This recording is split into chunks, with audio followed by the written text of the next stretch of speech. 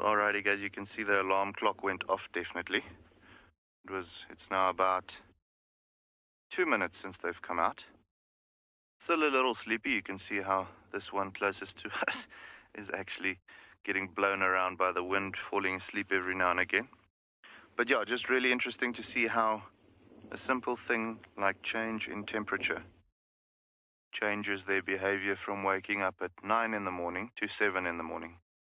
Obviously, with it being warmer in the mornings, it's going to be warmer during the middle of the day, and that's when they don't want to be out. As you can imagine, this bare sand getting baked by the African sun gets boiling hot. They say midsummer, the sand can actually reach temperatures of 70 degrees Celsius. So imagine those little feet and those little paws having to be on the sand at that time. No one wants to do that. So you actually find them from changing their behavior from winter time to foraging throughout the middle of the day.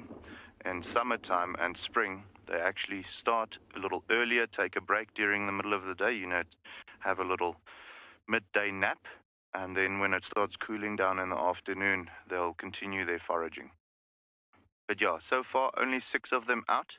It could be that there's the babysitter that's being left behind to check on the pups.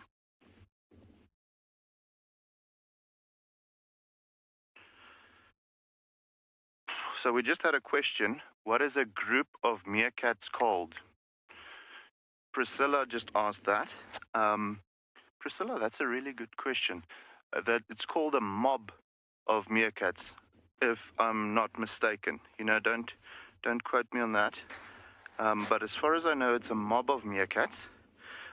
Just because of their behavior also when they encounter a snake or so, you find them all grouping together and they then start mobbing this snake or potential predator to get them to, run away or move away. Snakes don't run, but to move away, or just to tell them, what we know that you are there. So as far as my knowledge is concerned, I believe it's called a mob of meerkats.